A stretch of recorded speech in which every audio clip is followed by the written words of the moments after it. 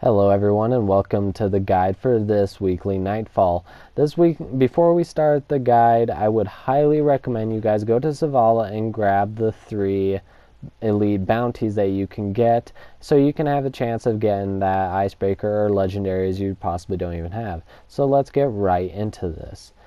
Now, before we even start on the guide, I want to mention this. Before you enter the strike, do not go with your highest light level gear. Go with stuff you think is comfortable for you. It does not matter what your light level is at the beginning of the match, as the fact that you don't get much before you defeat the boss. Now, getting into the strike, we are now going to spawn into just the typical spawn point for the patrol mission. Now, you'll head off to the right into this little bunker thing. You'll keep going down, and then you'll eventually encounter some Taken. All you have to really do is clear out these Taken and just get past them. There will be a couple of ultras, a couple of wizards, and just a ton of adds as typical. Then after that, the door in the back will open. Once that opens, you can then move on to the next part of the strike. The next part of the strike, you will head into this huge room. There are 2 hive runes holding the center door, bounding it so you can't get to it. Your objective is to go to both sides and let your ghost scan those runes to see how he can get you through the door. The big problem with this encounter of the strike is the fact that those little purple orbs are up there and they deal a considerable amount of damage. These things will completely fuck you if you do not kill them as soon as they open. If you are having difficulty killing them, just ask a couple of teammates to help focus fire on the one so you can get that out of the part. Now, as soon as you're done with both the runes, the back door will open and you'll move to this room. This room is not meant to be rushed. If you rush this, you will definitely die. I learned the hard way. You basically just have to clear out all the adds. There'll be a couple of waves taken. Then after that, after you defeat all the Taken, it's about like 3 or 4 waves of Taken. Couple of ultras hidden in there every once in a while, but you should be just fine. And then after that, the back door will open and there'll be either an ogre or a witch. We got a witch, which was a little weird because I remember it being an ogre. So you may get a witch, but you may also get an ogre. It's so easy. All you have to do is jump behind them, kill them, just to get those little extra points to help you with the bounty. Now, moving on to the next phase of this strike, we have this room. This room is one of the hardest parts of the encounter. Those purple orb things are everywhere, and they will literally never let you leave unless you take the adds out. If you do take a lot of damage, move back. There is no shame in moving back. Living is better than rushing it.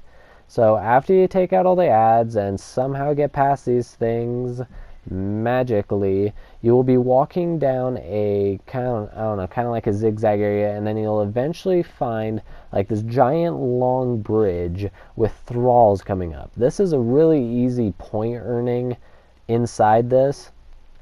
It's super easy to just kill them, get points, and help you finish that bounty. This strike's just really helping us with this bounty here. And then as soon as you're defeated all the thralls on the bridge, you'll eventually move to the big boss area. Now, before you go down there, I also want to say, do stuff with you're comfortable killing a giant boss with. This encounter is a little difficult as it is pitch black down there, so go with what you're comfortable with and change it later. Now, moving on, and when you guys finally do fall into the pit, the boss will spawn immediately. Do not aim down sights at this point. Just kind of move your crosshairs around, wait till they come up red, and then you can start shooting him. I would highly recommend using some sort of solar ability. I'm using Sunbreaker, as you can see, just so it's easier to see him in the dark. He does disappear every once in a while, and then he'll spawn a legion of adds. Now, these adds aren't difficult. If you just kill them off, it gets rid of them so you don't have to deal with them later. and then you can just go back to damaging the boss as soon as he spawns in. Now, the hard part is later on in the boss fight. When he is below about a fourth of health, he will lose his helmet, and he will get very fast. As you can see, I was the last Guardian standing due to him being super fast, and my teammates not prepared for the walls that were behind him because it was so dark. If you are the last Guardian standing, just do what I did. Just kind of fall back, wait for them to be able to revive, go get some distance between you and the boss, then revive. Don't revive them if he is 2 inches away from your face. So, just be smart about that encounter. This is very difficult.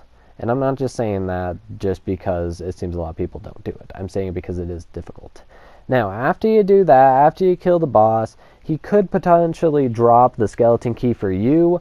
He didn't drop it directly to me, but I got it as an endgame type of thing. I just kind of got it. At this point, since it's a guaranteed skeleton key, you want to go highlight for that chest. As soon as you open that chest, enjoy the light. I'm not going to tell you guys anything about the light because I'm going to do a video on that at the end of the Iron Banner, and I'll let you guys know what I got. But after that, you guys can head to the tower, enjoy your engrams, enjoy all your stuff, and I wish you guys the best of luck. This is Grandpa Gamer, and I'll see you guys next time. Peace out.